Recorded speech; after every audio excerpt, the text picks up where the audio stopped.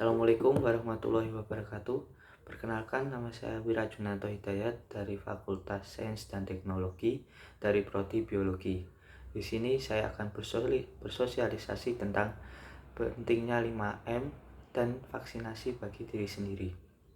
Pertama-tama, protokol kesehatan bertujuan mencegah COVID-19 semakin menyebar dan dampak yang luar biasa membawa korban jiwa. Banyak kebijakan telah diambil untuk menghadang laju penyebaran COVID-19 ini. Protokol kesehatan dilaksanakan mulai dari penerapan physical distancing hingga pembatasan sosial berskala besar di semua daerah di Indonesia. Pembatasan sosial atau yang kini disebut PPKM telah berlakukan di seluruh wilayah Indonesia. Pembatasan ketat ini diperhatikan penuh pada daerah yang berpotensi sebagai pusat penyebaran virus COVID-19 ini. Protokol kesehatan dilakukan dalam bentuk germas. Germas yaitu gerakan yang memasyarakatkan untuk gerakan hidup sehat. Germas menyarankan masyarakat untuk meninggalkan kebiasaan menuju kebiasaan baru sebagai gaya hidup saat ini. Perilaku dahulu yang kurang sehat menuju kehidupan new normal untuk satu tujuan yaitu mencegah penyebaran virus COVID-19. Kita harus menyadari bahwa pentingnya untuk menjaga kesehatan diri sendiri. Karena dari sakit adalah jalan yang paling baik dan murah. Pencegahan lebih baik daripada mengobati. Gerakan masyarakat untuk hidup sehat saat ini bertujuan meningkatkan kesadaran publik dan perubahan perilaku masyarakat. Adaptasi kebiasaan baru yang tidak kita lakukan saat sebelum pandemi harus dengan kesadaran penuh dilakukan. Patuh untuk selalu memakai masker, mencuci tangan dengan sabun di air mengalir, dan menjaga jarak atau menghindari kerumunan. Untuk mengurangi penyebaran COVID-19 ini, kita harus berperan aktif ikut memantaunya. Apakah tempat kita bekerja atau pasar yang kita kunjungi telah menerapkan protokol kesehatan secara benar? Ini penting kita lakukan demi untuk kepentingan bersama. Penerapan protokol kesehatan 5M yaitu memakai masker dengan benar, mencuci tangan, menjaga jarak, meningkatkan imun, menghindari kerumunan, dan menaati aturan. Sosialisasi protokol kesehatan bertujuan untuk memotivasi masyarakat untuk selalu menerapkan protokol kesehatan 5M. Sehingga penerapan penyebaran COVID-19 ini dapat dicegah, penularannya juga bisa dicegah dan memutus mata rantai penyebaran COVID-19 ini. Pakailah selalu alat pelindung diri sendiri berupa masker. Masker harus menutupi hidung dan mulut hingga dagu. Jika keluar rumah dan berinteraksi dengan orang lain, pakailah selalu masker dengan benar.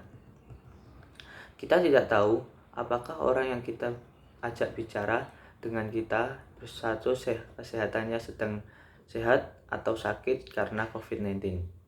Karena kadangkala yang bersangkutan tidak menyadari atau mengetahui bila sudah terpapar COVID-19. Pemakaian masker yang tepat adalah sebanyak 2 lapis masker, di mana masker medis bagian dalam dan bagian luar boleh masker kain atau masker medis. Upaya pencegahan penularan dan penyebaran COVID-19 paling efektif adalah menggunakan masker. Himbauan ini bersifat wajib karena menggunakan masker untuk menjaga dan melindungi diri masing-masing agar tidak tertular virus ini. Maka dari itu sangatlah penting untuk selalu memakai masker, terutama saat keluar rumah. Meski keluar rumah hanya menyapu halaman atau cuman berbicara dengan orang lain harus memakai masker. Masker sebenarnya efektif untuk melindungi diri dari debu bagi yang sensitif atau alergi debu. Bila berbicara dengan teman, masker melindungi kita dari droplet atau cairan yang sangat kecil yang keluar dari mulut saat berbicara, apalagi saat batuk atau bersin. Jelas berdasarkan penelitian bahwa penyebaran virus COVID-19 ini ditularkan lewat droplet yang menempel yang kita tidak sadari karena sangat kecil. Beberapa gejala dari orang yang positif COVID-19 ternyata tidak menunjukkan gejala yang tampak sehingga sulit diketahui orang tersebut kena COVID-19 atau tidak. Karena untuk membuktikan harus melakukan tes swab antigen atau PCR. Langkah protokol kesehatan selanjutnya yang penting juga adalah selalu membersihkan tangan dengan sabun. Bila tidak diketahui ada sabun, bisa menggunakan cairan hand sanitizer, yaitu cairan antiseptik berbahan dasar alkohol. Maka kini orang-orang memiliki kebiasaan baru, yaitu membawa hand sanitizer dalam tas atau digantung pada tas sebagai gaya terbaru kini. Jangan lupa untuk selalu menjaga jarak minimal 1 meter dengan orang lain. Menjaga jarak atau physical distancing ini untuk menghindari karena droplet dari lawan bicara atau bila ada orang tersebut batuk atau bersin. Saat ini pun untuk makan bersama dalam satu meja dengan banyak orang karena droplet diperkirakan menularkan saat kita melakukan aktivitas makan bersama di warung, di kantin, saat kerja maupun dimanapun. Intinya, hindarilah kerumunan, keramaian, dan terutama tidak berdesak-desakan.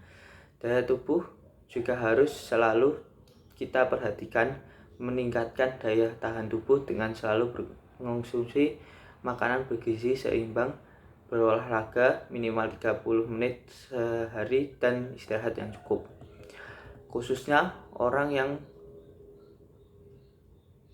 komorbid atau penyakit penyerta di mana kondisinya rentan.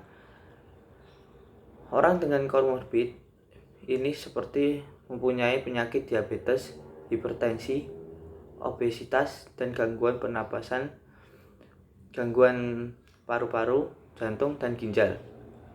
Juga khusus untuk selalu berhati-hati bagi ibu hamil dan anak-anak. Harus lebih berhati-hati dalam beraktivitas di luar dan lebih baik tidak keluar rumah bila tidak penting. Perkembangan tentang penyebaran COVID-19 ini semakin berkembang. Terakhir, COVID-19 bermutasi dan yang terbaru adalah varian Delta.